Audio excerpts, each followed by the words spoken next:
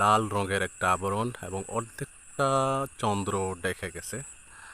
আহ, চন্দ্রগ্রহণ মূলত চন্দ্র এবং সূর্যগ্রহণ এটা আল্লাহ পাকেরই একটা নিদর্শন। আহ, বিভিন্নভাবে আমাদের সমাজে অনেক কুসংস্কার চালু আছে, তো এই কুসংস্কারগুলো থেকে আমরা বেরিয়ে আসব।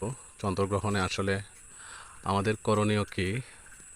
চন্দ্রগ্রহণের সময় রাসূল সাল্লাল্লাহু আলাইহি সাল্লাম সালাতুল কুসুফ আদায় করতেন, অর্থাৎ 2 রাকাত সুন্নত নামাজ আদায় করতেন। এমনকি 2-এর অধিক পড়তে পারেন, 2 রাকাত পড়ে সালাম ফিরাতে হবে।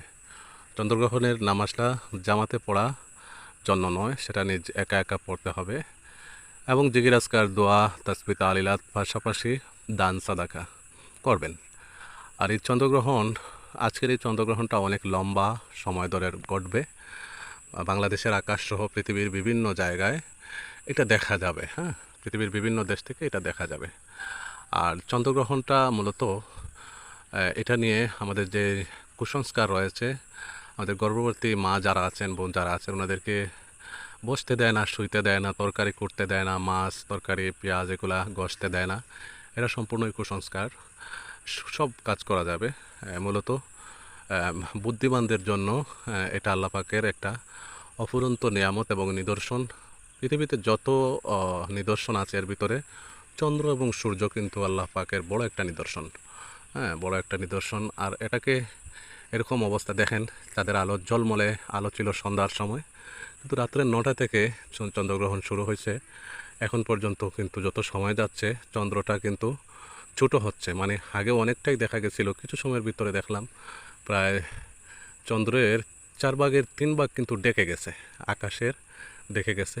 তো কেন চন্দ্রগ্রহণ হয়, কেন সূর্যগ্রহণ হয়, এটা শুধুমাত্র আল্লাহ পাকের ইচ্ছা এবং কিছু কারণ আছে, বৈজ্ঞানিক কিছু কারণ। তো আমরা বলবো এটা আল্লাহ পাকের ইচ্ছা এবং আমাদের এগুলো থেকে শিক্ষা নিতে হবে।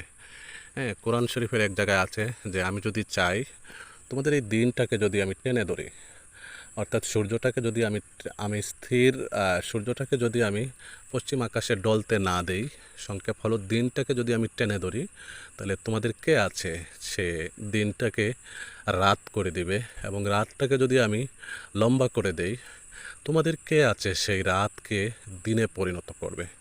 সুতরাং সব কিছুর মালিক আল্লাহ এবং আল্লাহ পাকের সব কিছু একনিষ্ঠ ক্ষমতার অধিকারী। আল্লাহ পাক আমাদেরকে দয়া করেছেন। এই মুহূর্তে চন্দ্রটা কিন্তু আমি বলছিলাম 1/4 এখনও বাকি আছে, কিন্তু এখন আরও ঢুকে গেছে, চন্দ্রটা আরও ভিতরে চলে গেছে, আরও ভিতরে চলে গেছে।